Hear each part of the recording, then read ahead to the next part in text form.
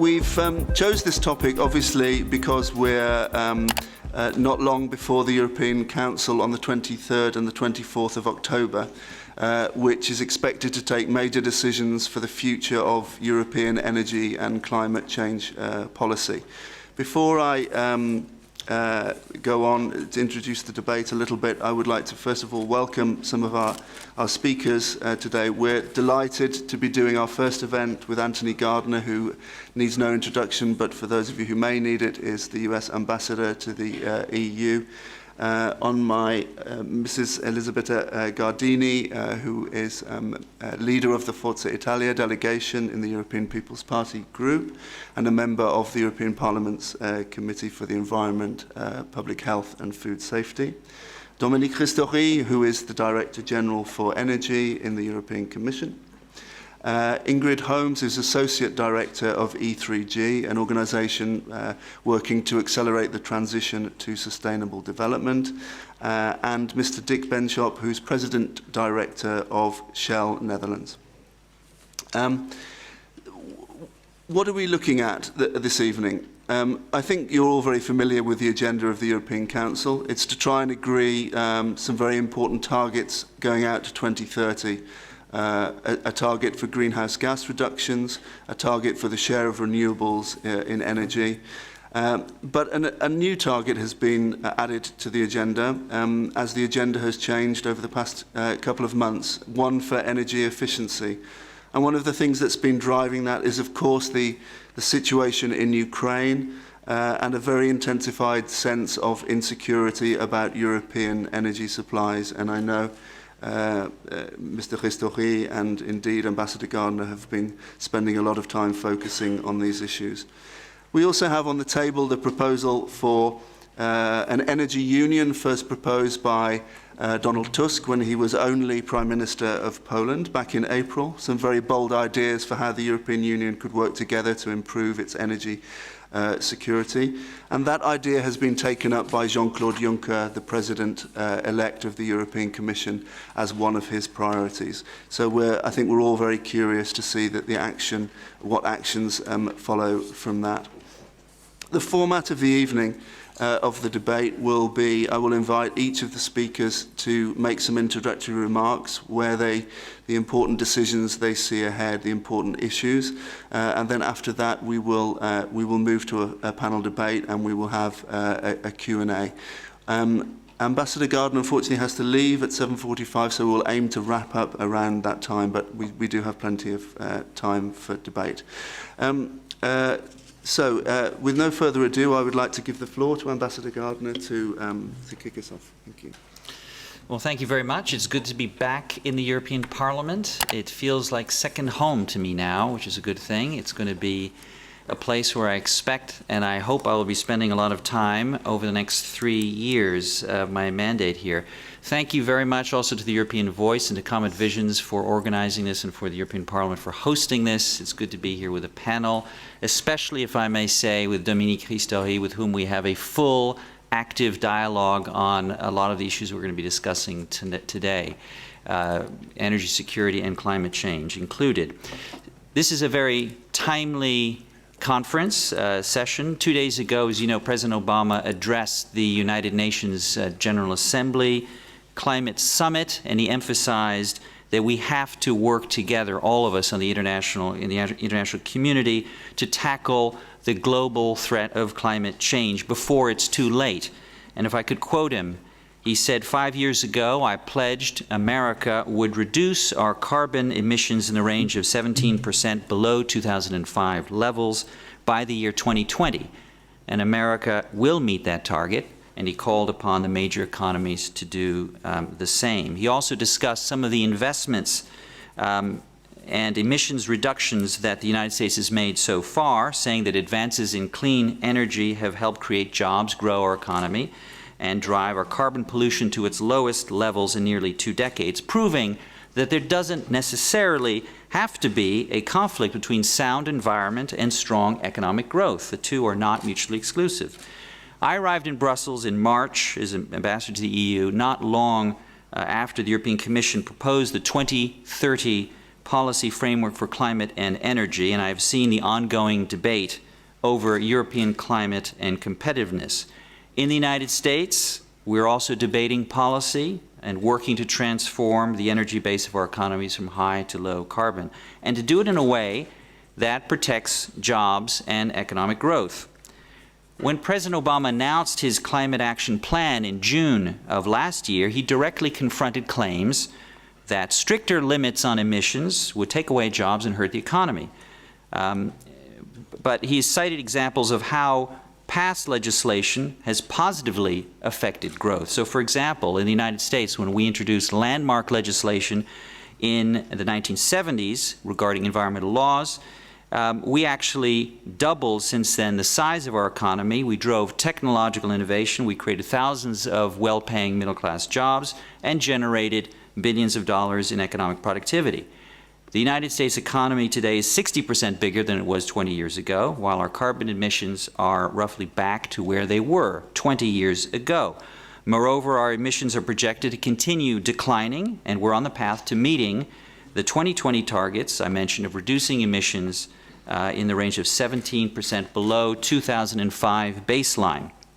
So experience shows that we don't need to sacrifice a healthy economy for a healthy environment. In fact, every dollar invested to comply with the Clean Air Act has returned $4 to $8 in economic benefits. For example, the EPA, the Environmental Protection Agency's recently proposed rules to reduce CO2 emissions from existing power plants will, we believe, net billions of dollars in benefits in health impacts, energy savings, and avoided damages.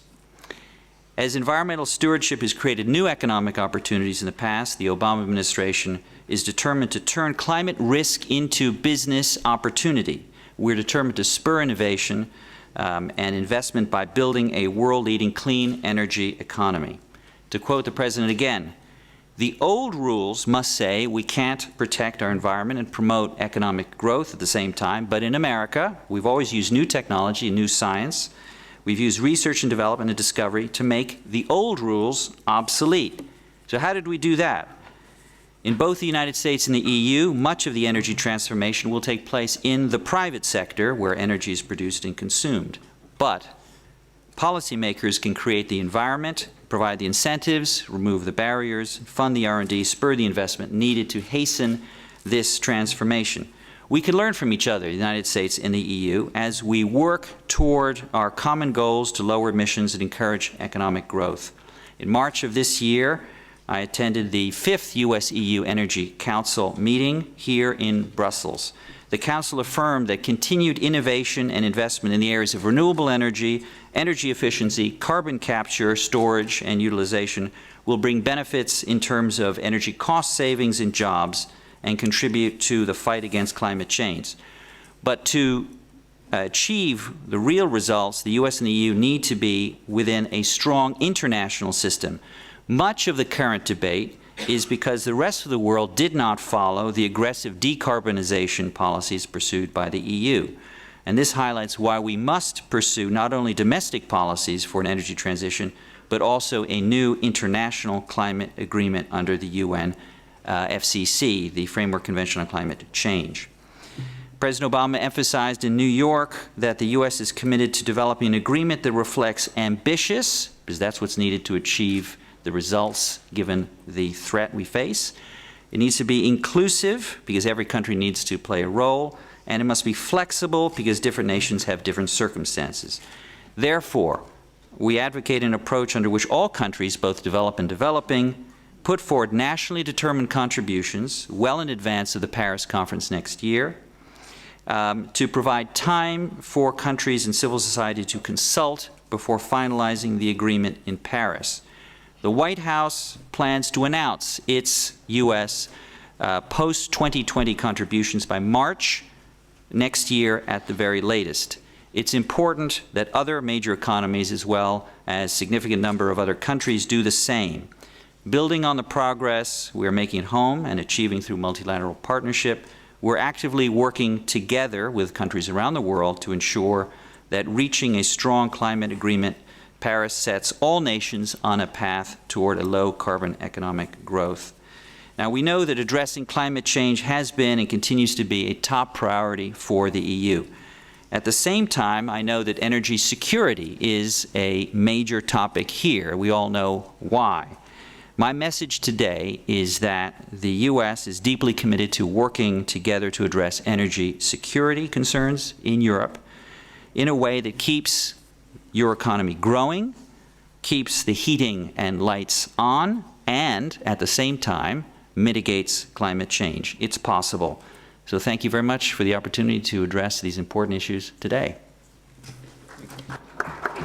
Thank you, Ambassador. Mr. Ristori, please. Thank you very much. First of all, I am very pleased with what you said, Tony, what said the US ambassador, because you know US and EU together are representing quasi half of the world GDP.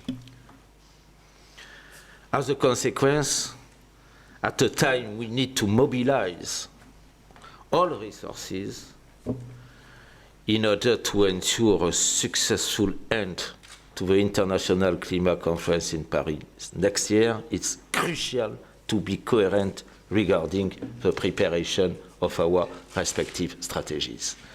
And in introduction, I will have two messages, one dedicated to climate change and the second dedicated to energy security. The first regarding climate change, and this is valid also for energy security, all these challenges are immediate challenges.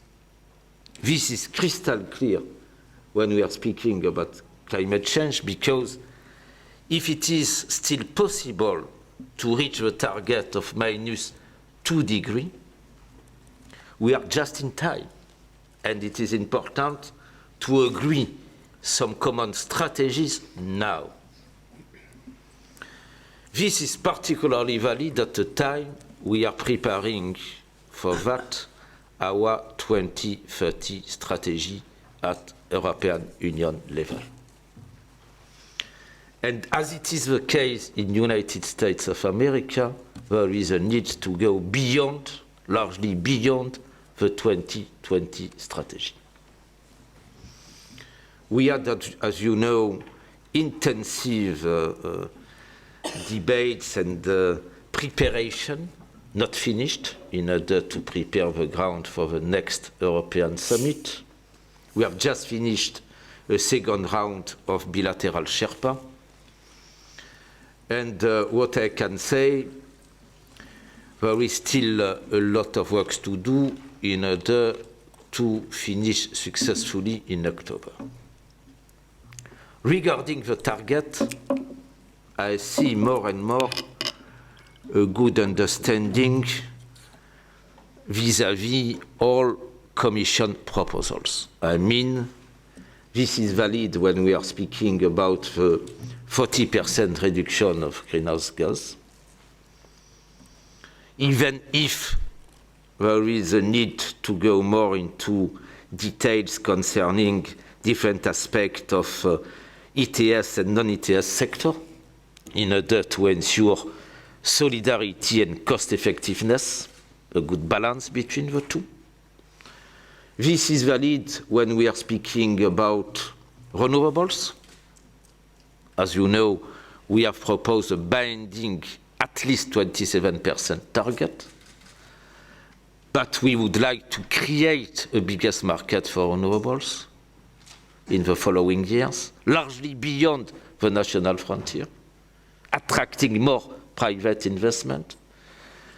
And last but not least, we would like also to be more efficient regarding energy saving and energy efficiency, having in mind energy efficiency should not be limited to energy saving.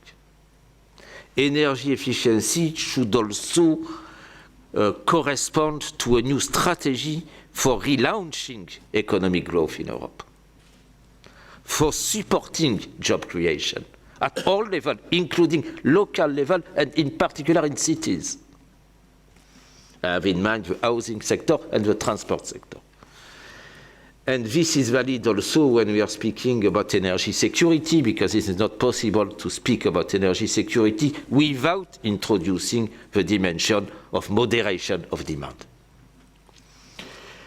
We would like also to give a push into the direction of internal market and interconnection, because we need an internal market at the end of the day more integrated from the north to the south, from the west to the east. This is absolutely fundamental.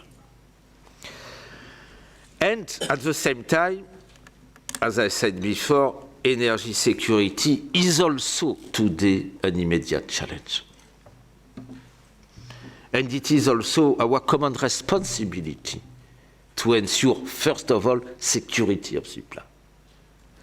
This is fundamental because, as you know, energy is an absolute necessity for the day-to-day life, during the day and during the night, for hospitals, for schools, for everything.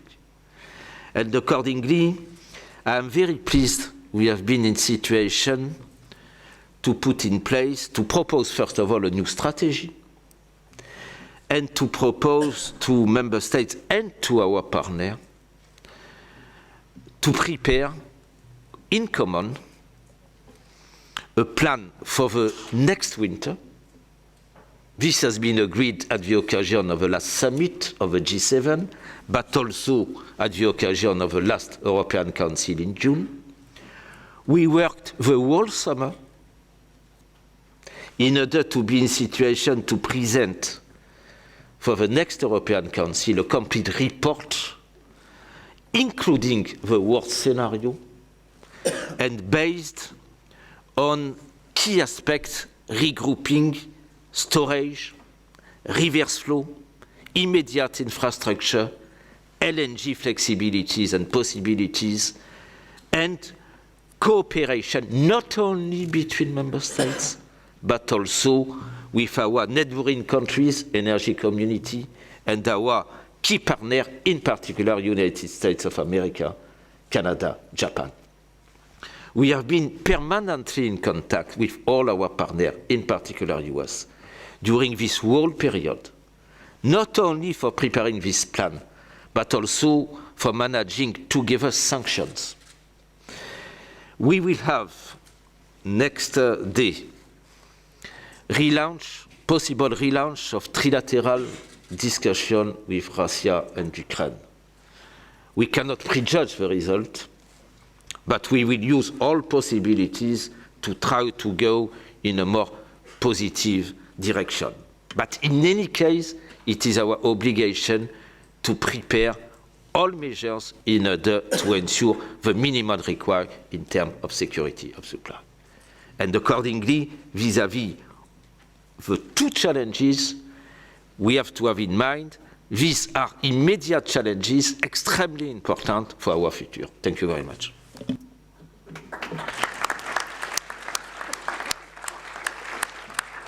Thank you very much, Mr. Restonier. Mrs. Gardini, please. You have a microphone. Okay. Thank you. I would like to begin by thanking you to ask me to host this roundtable, and because climate change has been one of the topics I have been focusing on for the past years, and many of you know my commitment on this topic. Anyway, I'll be concise, and also I apologize because I have to leave soon. I'm forced to leave because unforeseen party commitments have arisen, so that's why. First of all, anyway, I think it might be interesting to analyze the title of the event, EU Climate and Energy Policy, Time for Tough Decision. An ambitious title that shows a need, a sort of obligation, the responsibility that Europe and its global partners have in front of the world. As you all know, at the European institutional level, several targets and steps have been proposed over the past years, targets and steps to tackle the climate change, to shape our new future world, as the United Nations World Commission on Environment and Development often describes it. The 2030 framework from climate and energy policy is the last example of the willingness, a willingness born in the past, whose roots growth in the present, someone might say. We don't need to go too far. Copenhagen and its expectations, ambitious and challenges were yesterday. Challenges that Europe conceived for yesterday and that today we need to redesign and perhaps rethink. Personally, I have followed the work of the COP since 2008, from the right moment when Europe's aspiration was at its peak, due to find a global agreement to launch a deep revolution in energy and climate policies. Then the crisis struck. Growing economic hardship added to the disappointment for the lack of agreement. Discontent grew with anxiety. It would be very interesting to analyze the reasons that led to the failure of such a disagreement. Commentators have spent a long time in such analysis. The position of the American administration, Japanese uncertainties, Russian ambiguous policy. These elements certainly have to be considered, but I believe another aspect, without doubt, had an impact on the failure to find an agreement, and that explains, or could explain, some of the consequences we are still debating on. Europe believed, and perhaps still believes, this is the crucial part of the debate and the center of the message I want to send here, that Europe alone was able to provide the world with a solution. Europe faced the problem and sought for its own solution. However, the way to solve a global issue should be necessarily a global response. If I were a philosopher, I might say we have experienced the collapse of the Kantian narrative based on the European way. The rigidity of the European-provided explanation clashed with the need for a flexible and collective response. In a few days, the Council will take a position. In a few months, we will meet in Lima, and I personally will be part of the European Parliament delegation. In a little more than a year, we will meet in Paris. 3 steps, 3 different times, 3 different challenges. A single wish. I hope it will be possible to imagine common goals, but also to use a different methodology.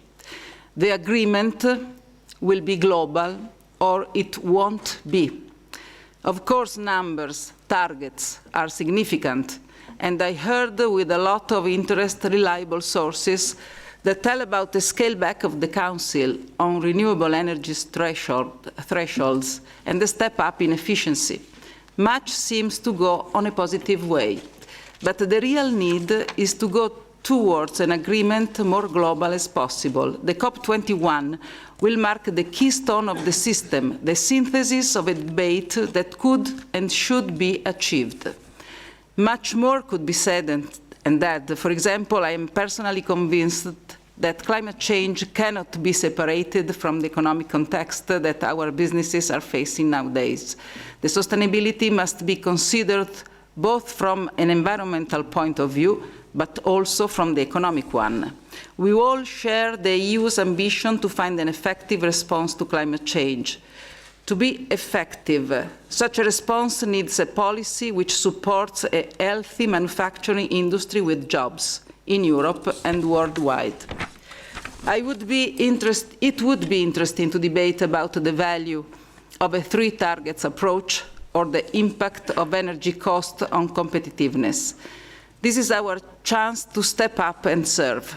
For decades, we have heard in Europe, president after president, call for energy independence, for energy security, but for decades we have fallen short. Well, it's time to call on ourselves and to find a solution. But we need to take even greater steps than these short-term measures. We need solutions that strike at the very heart of our issues. We need a solution that can be global because it is globally accepted. I could have touched more and more topics, but I think it's more interesting to continue our round table, and I thank you again for this invitation. Thank you.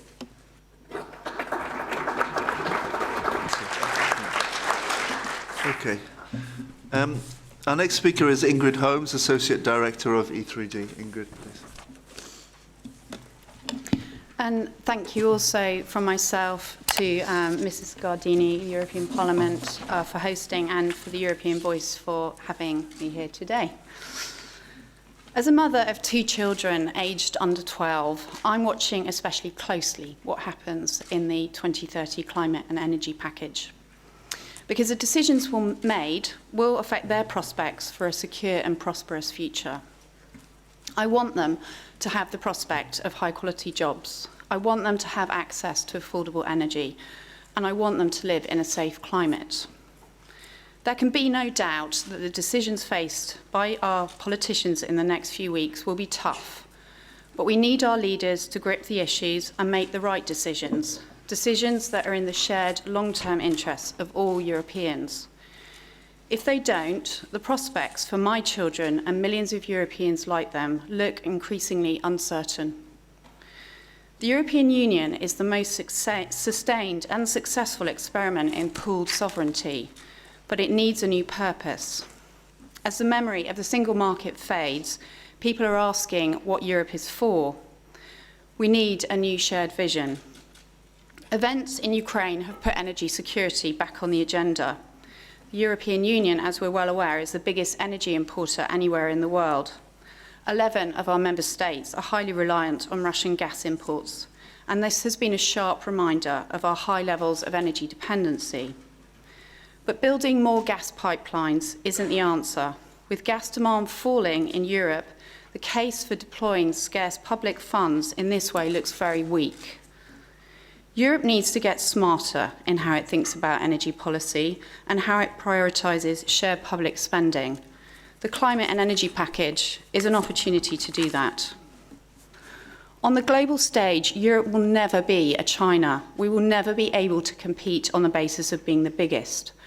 We can't compete on the basis of being the cheapest either, but we can compete on being the smartest, using less energy and using clean energy. A coordinated, credible and sustainable European response on energy security is crucial to guarding our future prosperity and creating a future in which Europe thrives. This means a mixture of renewables, carbon capture and storage, and in its place gas. But it also means a strong push on energy efficiency. Let me focus on that for a moment. We've had successes with efficiency, but progress is patchy. For example, despite rising energy prices, most of our European industry has managed to stay ahead of global competitors through investing in energy-saving measures. But China's catching up, and we need to do something about that. Cars are more efficient than they've ever been, thanks to the CO2 in cars regulation, something that was generated from Brussels. But we have yet to face up to the great European scandal of 56 million European citizens that are unable to keep their homes warm because energy prices are too high. We need a climate and energy package that fully recognises the scale of these issues and the value in resolving them. We need to stop thinking about the climate and energy package simply as a set of costs and start looking at this as investment. This is investment in our future. This doesn't just provide smart and affordable energy. This drives innovation and exports, jobs, growth and security, warm homes and a safe climate. This week in New York at the Ban Ki-moon Summit, a group of institutional investors that collectively manage over $2 trillion in assets called on governments to create more opportunities for them to deploy their capital into low-carbon assets. This isn't just good investment, this is good investment that generates our future pensions. Even the Financial Times this week said the choice between growth and climate is a false one, a message echoed by Ambassador Gardner here today. But if we're going to move forward in a meaningful way, we need an ambitious and binding climate and energy framework within to work. It is this that provides the signals for businesses to innovate and invest and to generate the large-scale shift in capital from high carbon to a low carbon future. It is this that will put us on the pathway to a successful outcome in Paris, mobilising others to take on cuts themselves. Against that backdrop, I don't understand what is so unreasonable about asking for a binding greenhouse gas target of at least 40% and a set of targets for renewables, energy efficiency and interconnectors that will help deliver those cuts. This is a shared European problem that needs a shared European solution. They're tough decisions, but I hope the Council in October will also see them for the opportunity they present and use them to start to create a vision for future Europe that works for everyone.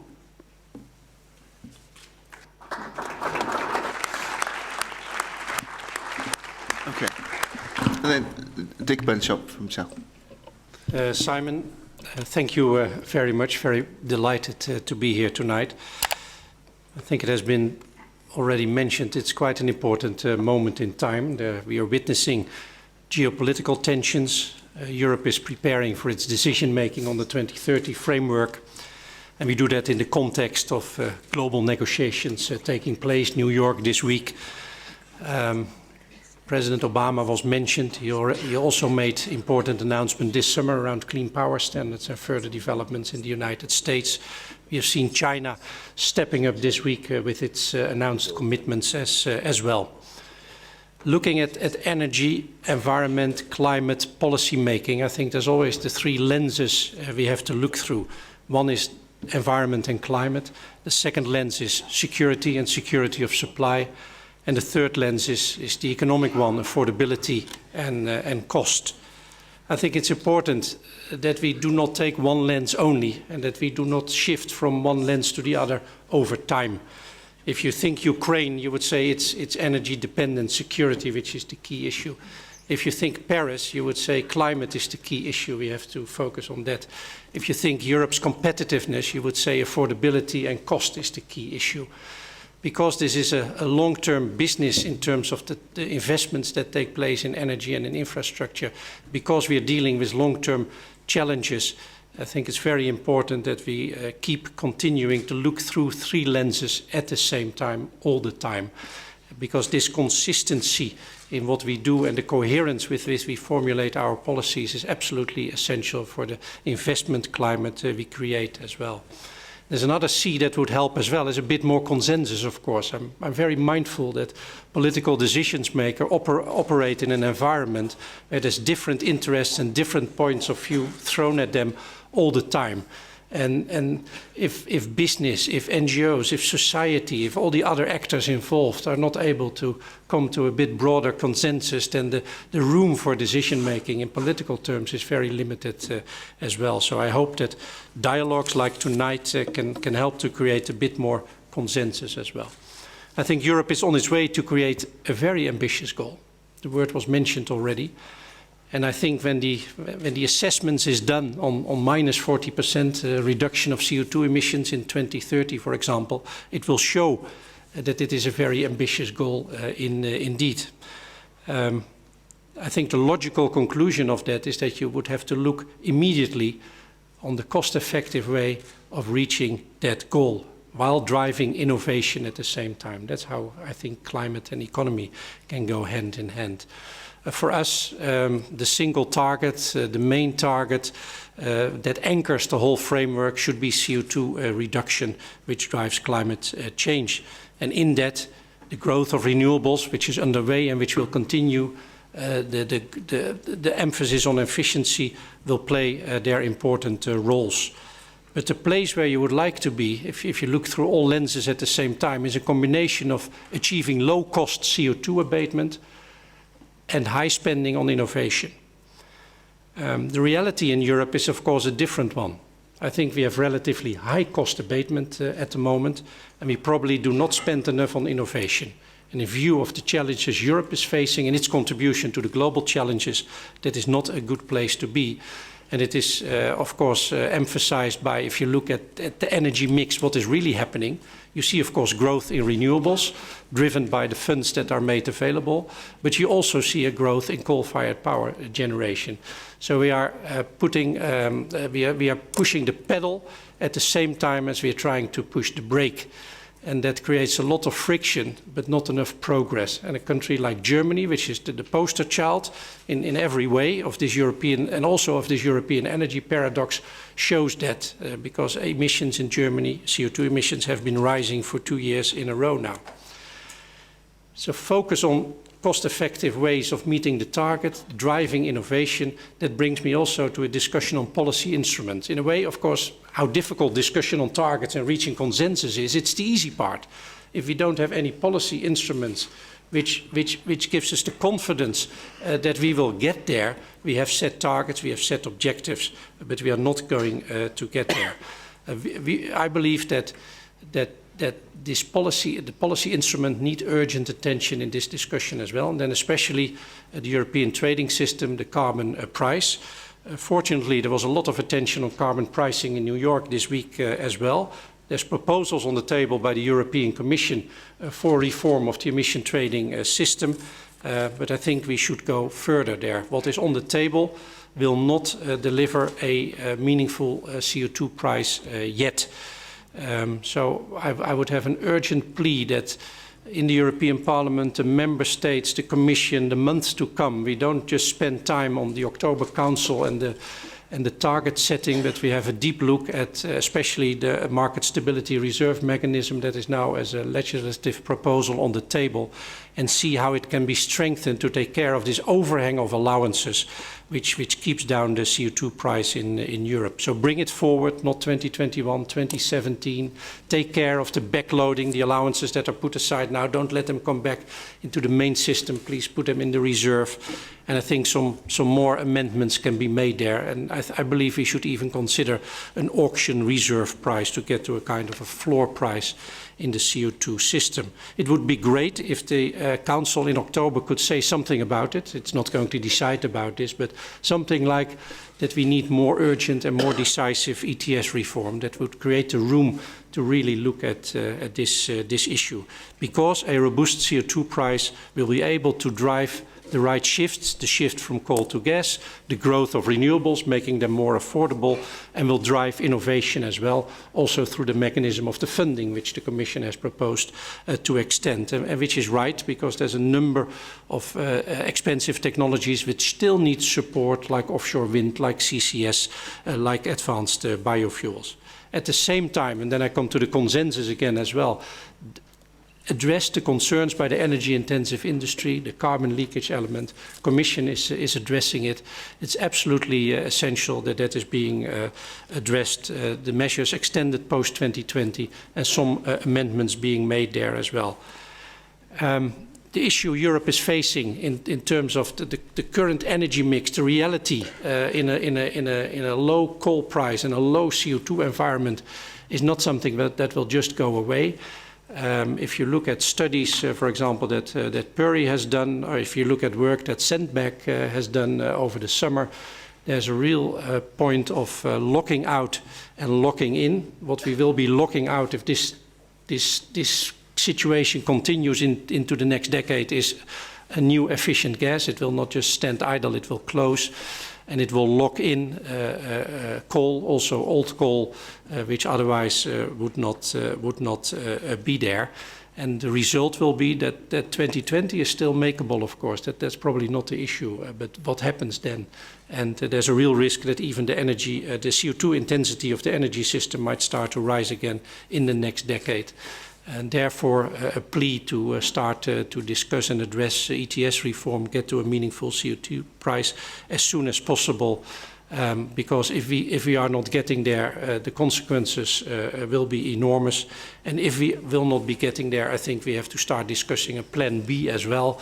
And if we want to discuss a plan B, we should probably look to the United States and to look at the clean power standard, but we would have a preference for a market-based mechanism to bring us where we want to go. Thank you. Thanks very much, Nick. Thanks. Okay. I promised you a Q&A, and we don't have a massive amount of time left. So what I'm going to do, instead of having the panel debate, I'm going to open the floor to questions. So I hope there's going to be some questions. I'm sure there will be. Please introduce yourselves and the organisation, and if your question is aimed at a particular speaker, if you could say that as well, please.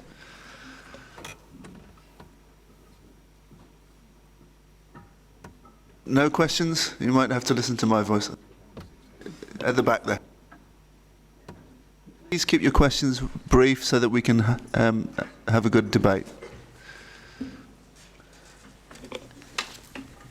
Yes, sorry. Katarina Maskant from IKEA. IKEA might be, most well known for selling home furnishing products. But what you might not know is that we also over the years increasingly have invested in renewable energy. 1.5 billion.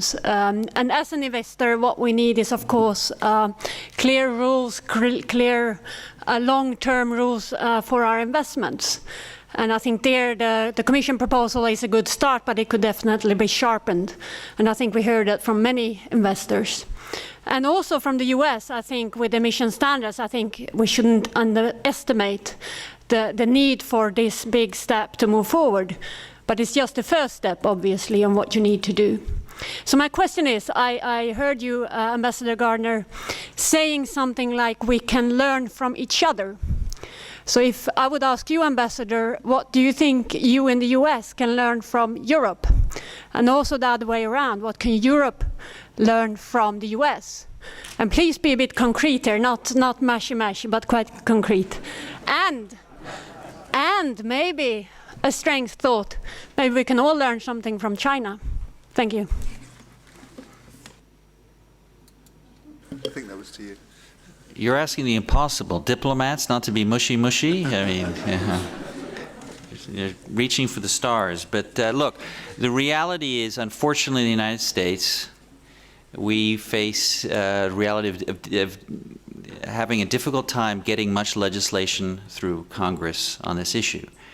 So it's difficult to say that the models are going to be similar in the United States and in Europe when it's difficult, again, regrettably, to pass legislation through Congress, which is why the steps forward that we've taken in the United States are both at an executive branch level, and I've mentioned a few of them, what the President has done in terms of improving fuel standards for light cars and light trucks, and what's happened just recently in terms of the limitations put on power plant emissions. That also has happened at an executive branch level. Of course, we've been benefited by a shale gas boom, but that leads me to try to be concrete. The market has played an important role in our ability to meet the reductions in emissions that we've set. So if there's perhaps one lesson that might be exported into Europe is don't underestimate the power of innovation in the market.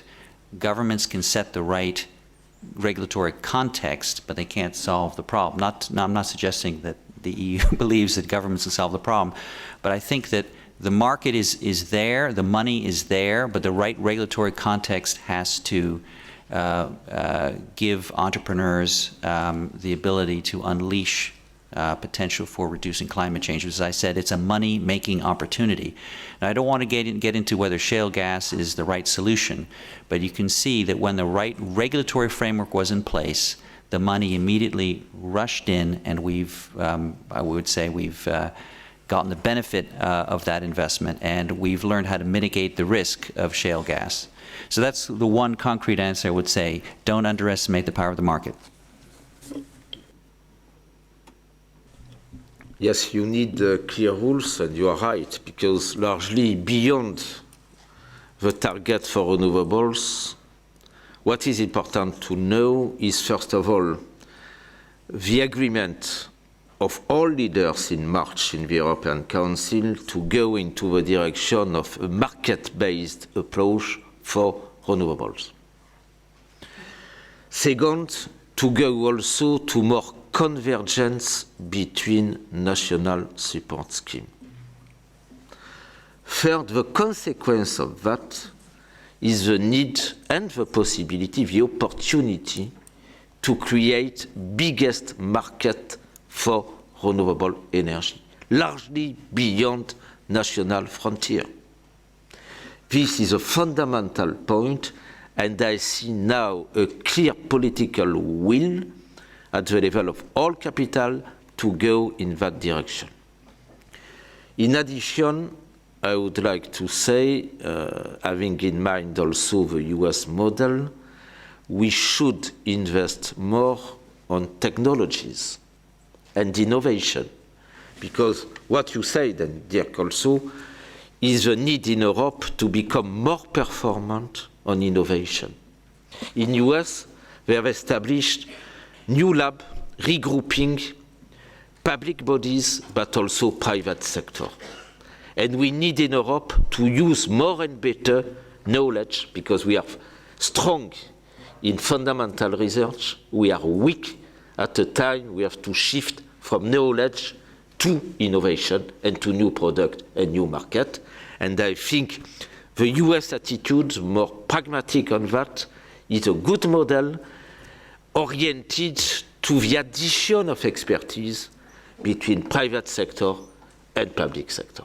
And this is a way to proceed, creating new bridge between research organization, universities, and industry. Thank you. Good. Do we have some more questions? Oh, no, that's Mrs. Gardini's assistant. Okay.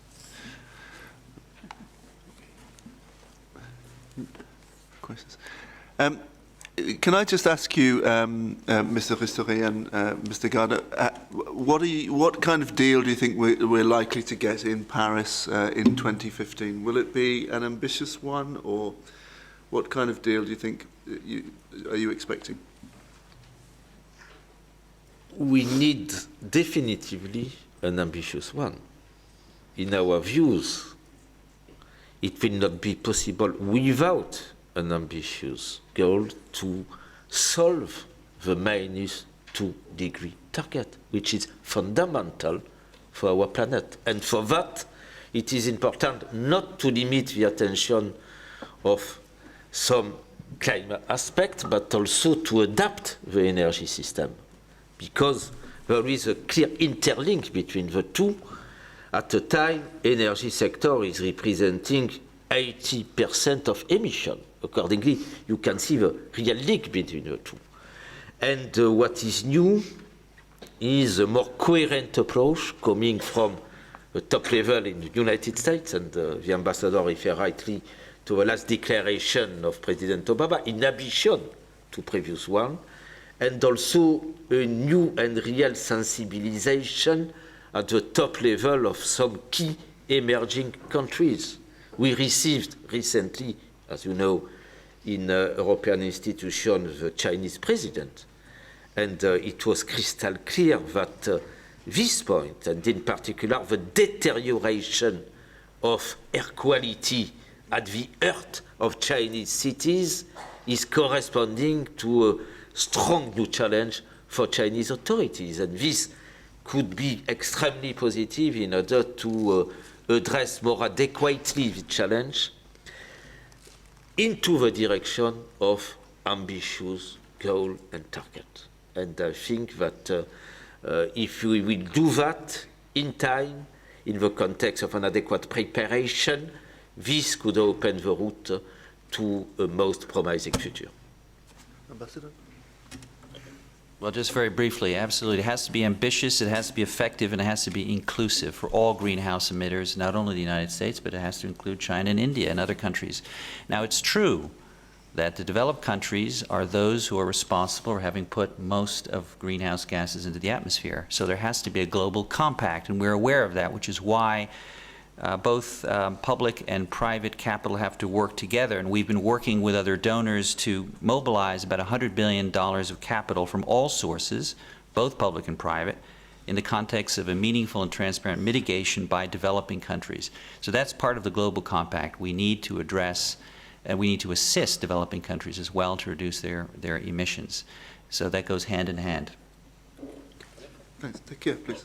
I find it very interesting that you mention China, because I think China should not be underestimated in whatever area of the energy transition you look. So addressing the coal issue, health issues, through that carbon as well, but investing in renewables, in R&D. They are moving now. They're able now to move from a CO2 intensity target for economic growth to an absolute CO2 reduction target. So that's a new step that is being taken. And they are investing in emission trading and CO2 pricing as well. They have 7 pilots going. And what we believe is that they are now already preparing to have a nationwide emission trading system by 2016.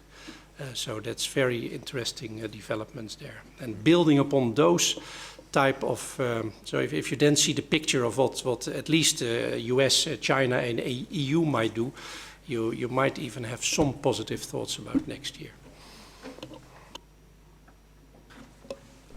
Any more questions from the floor? Yeah. Simon, thank you. Mark Johnston from EPC. I think 2 questions. First, Ambassador. Okay. When Dominic's listening again. So to the Director General. Dominic, hello. Welcome back. I was going to ask about climate, but I'll ask about energy. Something might be about to happen in Europe which, at least on this side of the pond, could screw everything up. The European approach, as you said yourself a moment ago, relies on a rules-based system. In your opinion, what would a backroom deal allowing unlimited subsidies for new nuclear power plants across Europe mean for the single market in electricity, gas and carbon?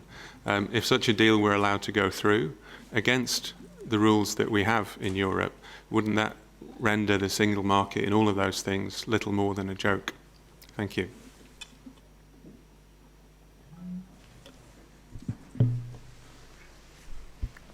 The case you refer is not yet decided, you know.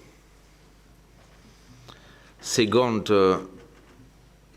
nuclear energy is not integrated in the guidelines for energy and environment state aid, you know also, because we had not a lot of new investment in the nuclear sector in the last decades. And as a consequence, each new build, each new project for new nuclear power plant is the subject of a case-by-case analysis by our competition department. This is exactly what they are doing, and I cannot prejudge at this stage of a final result.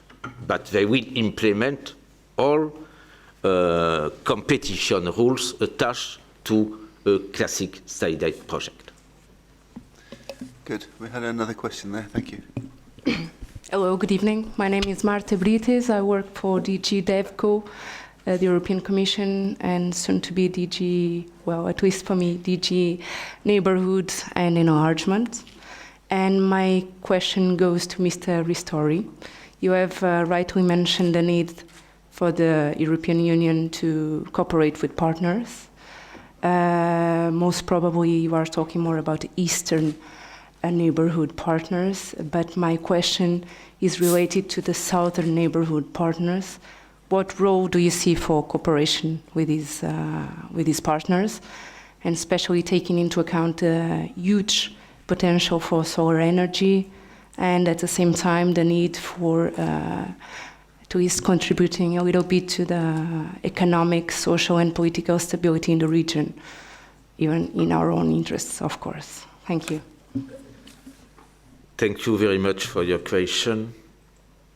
In fact, stability in this region is a point of big concern we have, and I am convinced, because there is a huge potential, we can have a particular momentum regarding an increasing cooperation with countries from the south and from Mediterranean in particular area. Second, it is exactly the reason for which, for the first time in our energy security strategy report, we have proposed to create and to develop a real new energy hub in the south of Europe, in addition to Southern Corridor, in addition to LNG, and in the context of diversification of suppliers. Third, this is fundamental at a time we have so many difficulties with our main supplier in the East. And my opinion is we never had a so important support to go in that direction, to the increasing cooperation with countries from the south.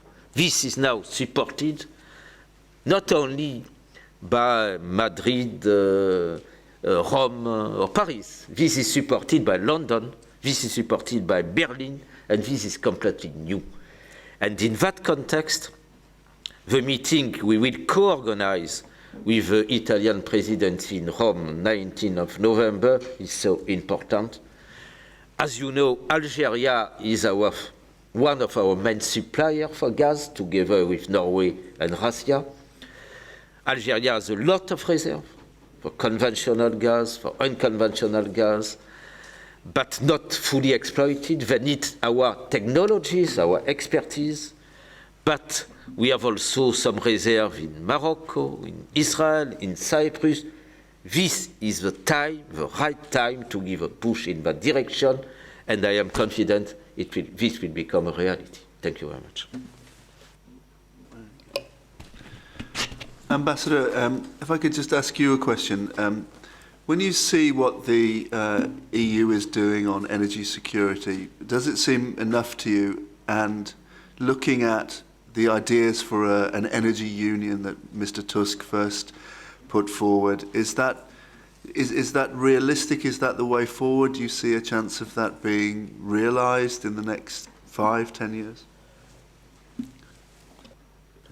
Easy question. I think we have to be humble about telling other countries what is appropriate or not appropriate in terms of the policies they need to implement. But we're following with interest, I can say, not only the proposals that were made by Tusk, but also now we notice, obviously, that there is going to be there's both a vice president in charge of energy union. Now, what exactly that will consist of, we still don't know. Of course, we've read the mission letter, and we follow with interest. We follow with interest the proposal that was made that the Commission should assume greater authority in negotiating supply contracts to the EU, but that is a very, I understand, a controversial concept. We also are following with interest the efforts that continue to be made to make the third energy package and the single market in energy a full reality. We think that is an important part of Europe's energy security, to ensure that gas, for example, flows freely. I think you mentioned, Dominique, that it flows not only east to west, but west to east through reverse flows, that interconnectors continue to be built so that it flows north to south as well, and that there is a true single energy price in Europe, and that there aren't multiple prices, and that, frankly, certain countries do not have the power to use energy as a weapon. But you know, we follow all these ideas with interest, but of course it's up to the EU to decide how to implement them. But just to say clearly, behind our European energy security strategy, we had already the concept of energy union. Clearly, now this is becoming a key priority for the new mandate, as clearly indicated by the new president-elected Jean-Claude Juncker. In the context of the new college, we will have not only a commissioner in charge of energy and climate, but also a vice president in charge of energy union.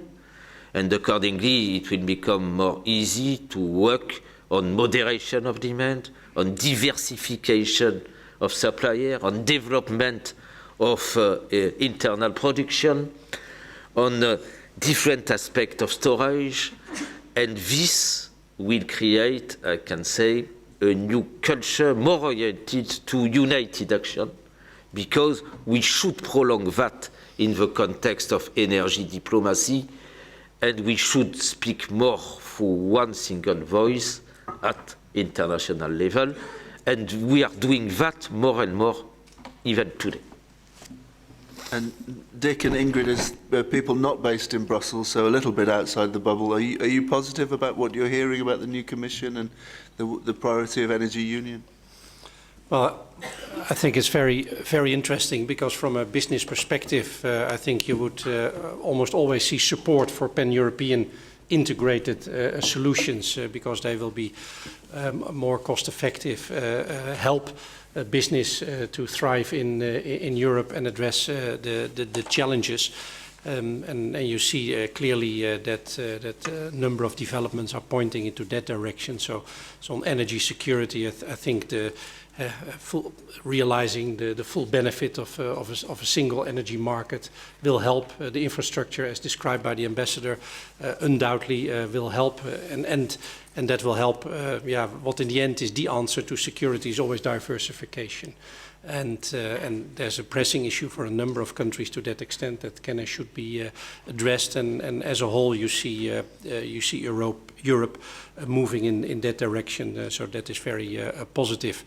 I don't think you should have very high expectations of governments or the European government doing commercial negotiations on contracts which are held by private partners, and that is not necessarily the way to go. But it doesn't mean that in terms of European approaches to issues that are clearly to be dealt with at that level will not be supported by business. Yeah, I mean, absolutely. I think these venues of discussion around the new energy union will be the detail of whatever falls out of the 2030 package, because, you know, targets are just numbers at the end of the day. And I think they present real opportunities, but it's back to the points I was making about doing our policy smarter. So we had questions about how do we create greater certainty for renewables, how do we capitalize on falling costs of renewable energy technologies in different parts of Europe and the neighbouring regions. All of this relies on greater interconnectedness and building out the infrastructure to build that single physical market and deliver the benefits that flow from that. So we have a Connecting Europe facility at the moment that has a huge amount of the money focused on transport and road building, tiny amount on interconnectors. And in terms of the priority projects, a lot of those are for gas pipelines that if we deliver our 30% energy efficiency target, we will have no use for it. So we need to start to think in a more sort of strategic fashion about some of these issues.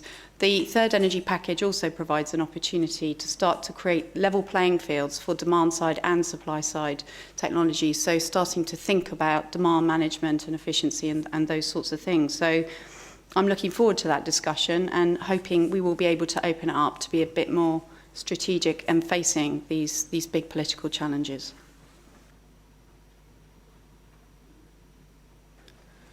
Do we have any last questions? Otherwise, no, I don't see any hands going up.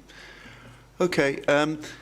Well, in that case, it falls upon me to wrap up. We've tried to tackle an enormous range of subjects. I realise that the issues that were encompassed by this evening's debate were very vast, and we've only scratched the surface of some of them. But I think in conclusion, I would say that there seems to be a great deal of recognition of the importance of ambitious agreements, both at the European Council at the end of October. It's going to be a difficult process. There's going to be lots of, I would think, at least one all-night session in order to reach agreement on the numbers. But I think the external environment has probably given the European Union a new sense of unity and of urgency. And I think we hope that what comes out of the European Council will feed into the process leading up to the Paris COP and help produce an ambitious and, as I think Ambassador Garda said, inclusive global agreement, because frankly, if it's not inclusive and global, it will have very, very limited value. So there's a lot of work to be done, but I think we have reason to be positive. I'd like to thank all of our speakers for making time to be with us this evening. Mrs. Gardini for hosting the event, and I'd like to thank all of you for coming and spending time with us. You will find a feedback form in the pack, so if you fill that in, that helps us to plan future events. There is a networking reception available outside, so I hope you'll be able to stay and chat and make some more contacts and continue some of the discussions we've started this evening. And I hope to see you all at a Common Visions event in the near future. Thank you very much.